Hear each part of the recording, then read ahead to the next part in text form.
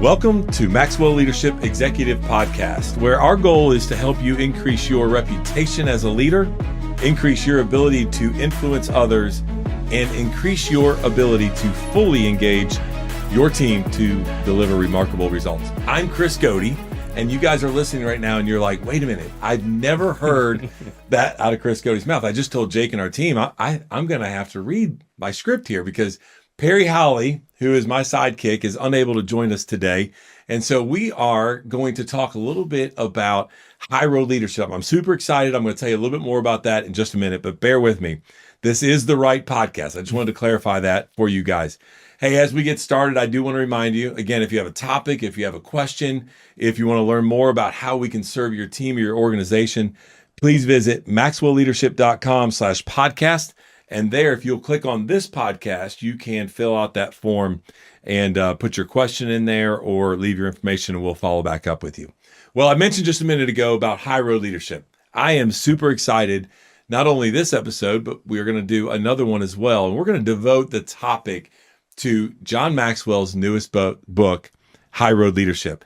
And in studio with me today, I have none other than our Executive Vice President of Personal Solutions, also our publishing department, also a ton of other stuff that we were just talking about, Mr. Jared Cagle. Thank you for being here and joining us. Thanks, Coach. Yeah, that's right. I love Jared. We share a lot of things in common about sports and families and leadership. What I want to do today is I want to just connect with you and then connect with our audience about this book that John has coming out here in the very near future. Mm-hmm. And by the way, hang with us because we're going to talk about some content, but then we're going to talk about an event that in just a week or so, a free event that you're going to be able to register where John will be talking even more in depth about the content of this book. Take a minute and give us a little backstory about this book, kind of an overview of the book and the content in it that John's so excited about. Absolutely. Yeah. John, for quite some time, maybe you've heard him say he's leadership sad. Yeah. And when he talks about that, he's talking about the nature of leadership in our world today, specifically around politics and not just our country, but the way that the world is sort of being run. And he has been passionate about this topic for quite some time. So high road leadership is all about bringing people together in a world that divides. Mm-hmm. And we believe it's a necessary message really for such a time as this. Yeah. And so in the book, he gives 12 principles, 12 characteristics of high road leaders.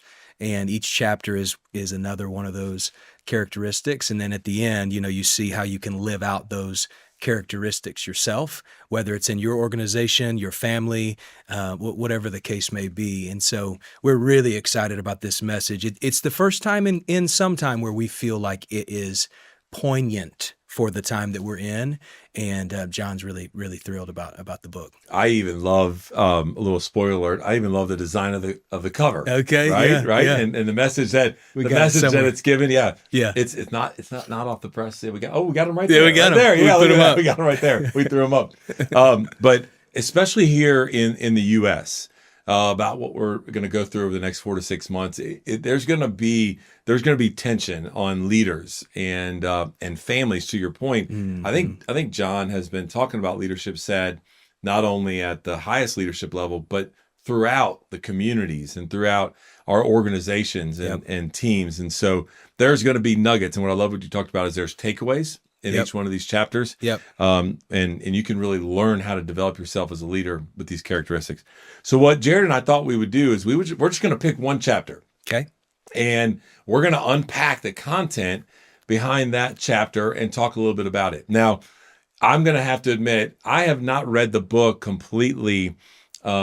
Jared has read the book multiple times. Matter of fact, we were talking about it before we came on the air and he's like, hey, that's my job. Like I've read it a ton. So what Jared's going to do is just give us some of the thoughts on the principles and the characteristics in there, and then we'll react against it. We both lead teams. Jared's a leader here in the organization, and we'll talk about what that looks like in leadership for teams. So let's talk about Chapter 9. Give us a little background and a breakdown of the chapter, and then we'll go back and forth. Yeah. So Chapter 9's title is "Take Accountability for Your Actions," and John describes the difference in taking accountability and being accountable. Oh, that's good. Those two things are unique because the process is not passive. Right. Taking accountability is active and intentional. Being accountable can be a passive posture. Taking accountability can be an active posture. And so this chapter, I think, is going to be really, really helpful for people. And ultimately, when you go into what it means to take accountability, being active about surrounding yourself with individuals, leaders, people that can speak into your leadership in your life, then you get into taking personal responsibility. And then the next layer is team responsibility as a leader. And then the next layer after that would be leadership responsibility. And John unpacks all three of those in this chapter. Maybe we can spend some time kind of going there. But responsibility goes farther than accountability. And that's what he's unpacking in these three levels: personal responsibility, team responsibility, and leadership responsibility. So I'd love to kind of volley something to you, maybe ask you a question about each of these. Let's do it. Personal responsibility, John says, is a success starter. Making excuses is a success stopper. And there was a quote in this chapter that I thought was really interesting, and I'd love to get your thoughts. Gilbert Arlen said, "When an archer misses the mark, he turns and looks for the fault within himself first. Failure to hit the bullseye is never the fault of the target. You don't see an archer immediately blaming the target that he missed the mark when he shot towards the target. So to improve your aim, improve yourself." And I wonder for you, as you lead teams, as you coach other leaders of teams, and thinking about taking personal responsibility, what does that say to you? You know, the first thing I was just thinking about, which that's a great quote. You and I, one of us is better than the other at the game of golf. Don't we often hear that daggum club, right? Oh, you blame the club. And then blame the equipment. All of a sudden, I had somebody tell me one time, they're like, listen, it's not the arrow, it's the archer. And so, but I love that, right? And so when we talk about taking personal responsibility, one of the things that we talk about often is that leadership is contagious. And so leaders need to go first. Okay, so let's back this up and let's say, okay, if it's contagious and I need to go first, what is my team seeing me do personally, right? And then what am I doing and what am I sharing with them in taking responsibility for my own personal growth, my own personal responsibility, and what that looks like. I love this little quote you and I were talking about a minute ago about where it's individual responsibility, collective pride. I expect not only in my leadership, but also in our team as a whole to take individual responsibility. But as a team, we're going to be collective. Now, how's that going to happen? It's only going to happen if I'm leading, if I'm going first. What am I taking responsibility for? We talk a lot in this organization about growth. It's one of our values.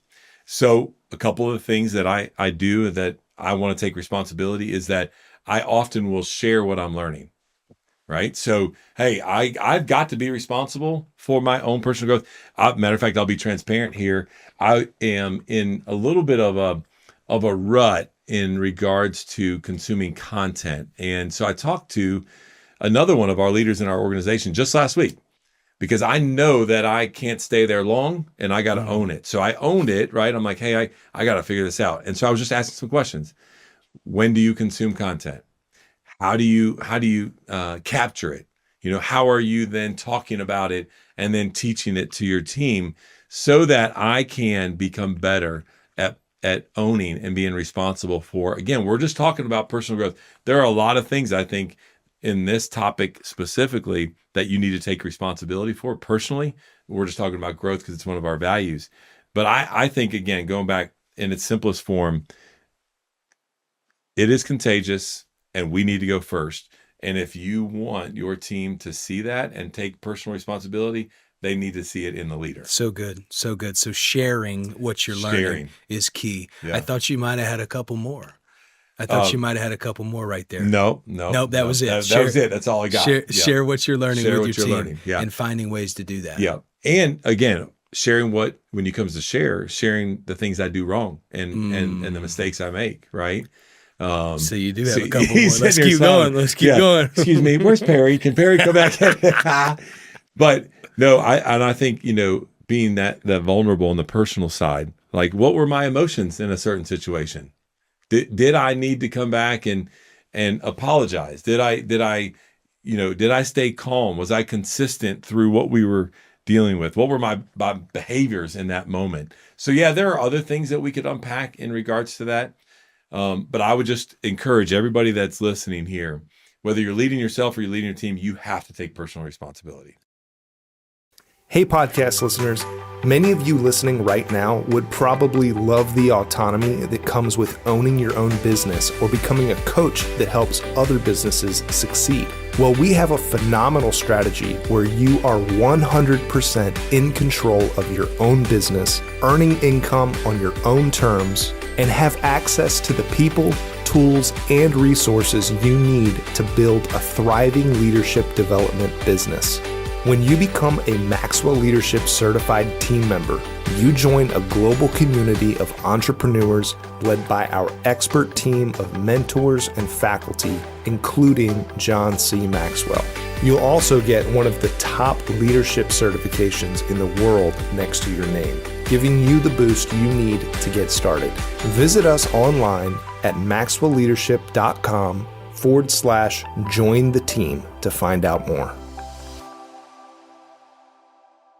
Let's take it another layer deeper. So team responsibility now, right? When you think about the team, accountability becomes the glue that holds the team together.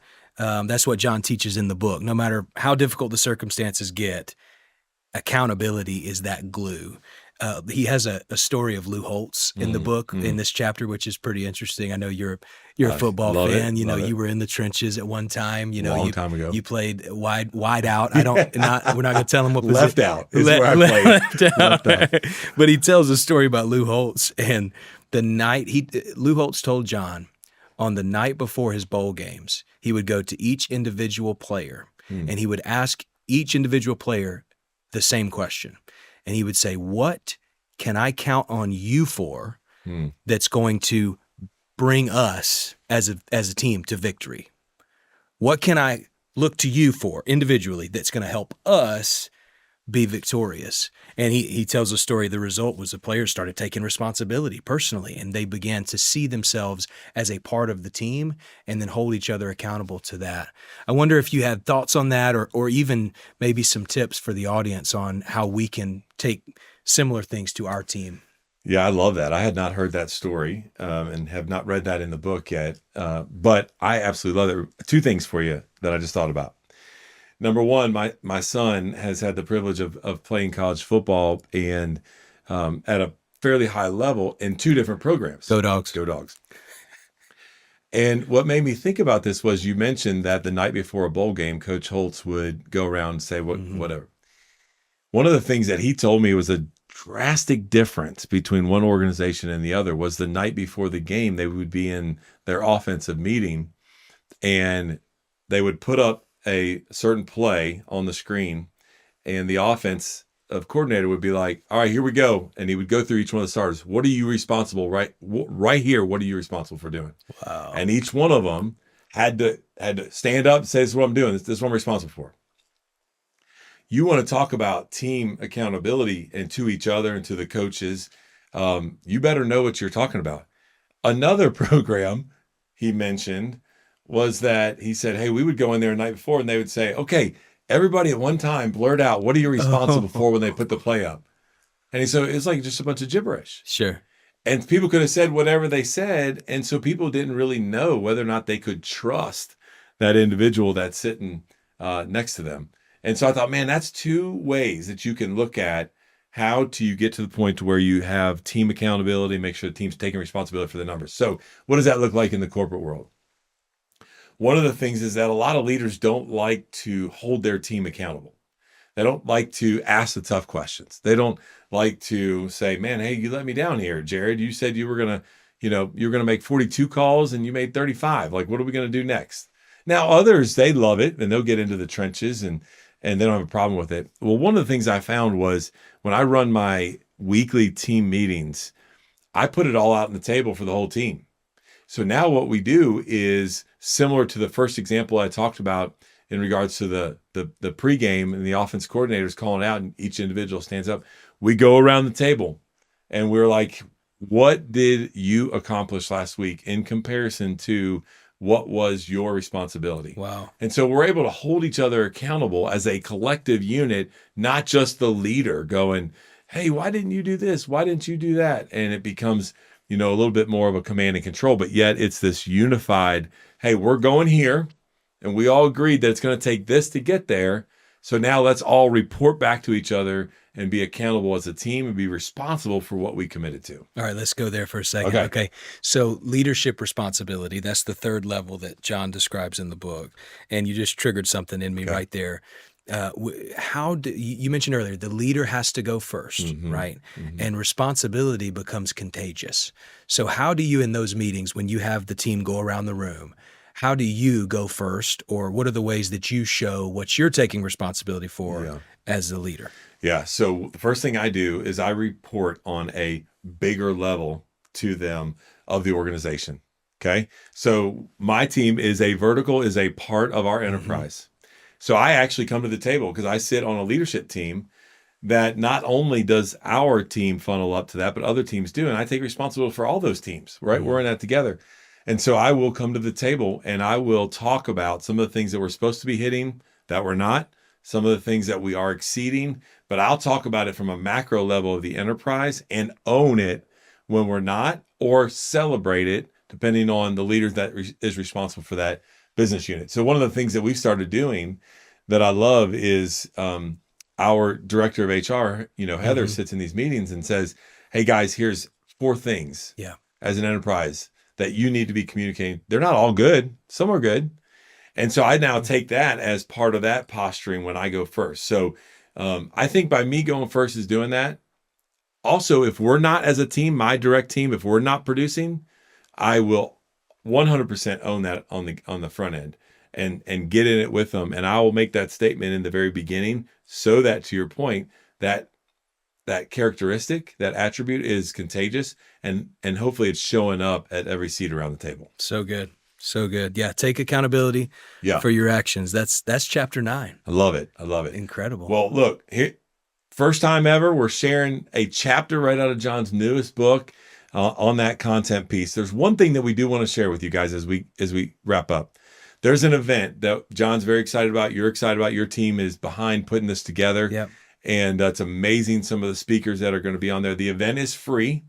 It's April 23rd, and we're going to tell you how to go and register for it. But before we do that, I'd love for you just to share with our audience a little bit about the event, how it came to be, and what they can expect on that day. Sure. Love it. Yeah. John is very excited about getting this message to as many people as we can. But the way that we're going to do that is we're really calling on individuals that are passionate about helping be a part of the solution in these divided times.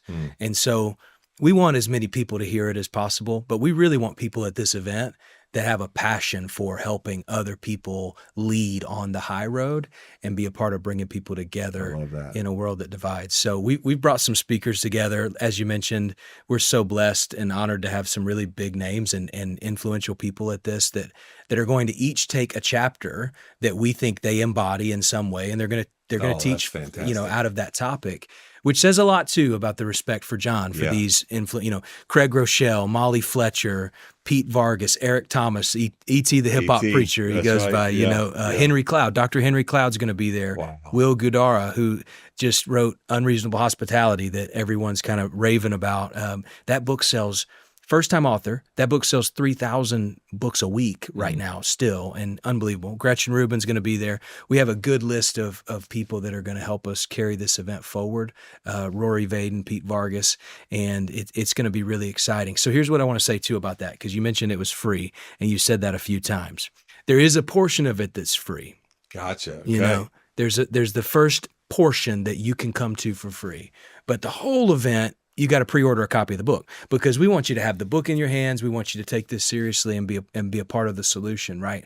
And you get some benefits and some bonuses as a part of that pre-order copy. Book's out on May 7th, so this event's before that. It's a pre-order, but we're excited to offer a lot of good bonuses, and you can check that out. They can check that out at highroadleadershipLive.com. highroadleadership.com. I'm Love sure that. you'll cover all the Yeah, details. no, that's good. Yeah. highroadleadershiplive.com is where they can go. Now, when they go there, can they purchase the book there to be able to see the whole event? So Yep. you're telling me I just need to purchase a copy of High Road Leadership One and copy. they get the whole event. One copy. That's fantastic. Yeah. You get more too. You'll see on the website. You can get more too as well. Well, listen, I want to encourage you, man, just talking today about personal accountability, team accountability, leadership accountability, which we kind of encompassed all of those conversations around. We got to take a responsibility first. And what I love is that John has handpicked other communicators to come on and talk about each one of the chapters and what it means to them and how to live that out. So again, highroadleadership.live.com. You want to go there, fill that out. Remember, the book's not even coming out till May 7th. Yep. Right? So you'll be able to get that in front of everybody else once we get it delivered. Well, listen, thank you for joining us today, watching us on YouTube or listening to us. This content is so needed in organizations, in teams, in our countries, whatever it might be, and I'm super excited about it. We would welcome any questions that you might have, any follow-up, anything that we need to help with clarity. Again, go back to maxwellleadership.com/podcast. There'll be a form underneath our podcast that Jared and I did today. And if we can help you in any way, just put that in there and we'll let you know. That's all for today. Thank you for joining us. This is the Maxwell Leadership Executive Podcast.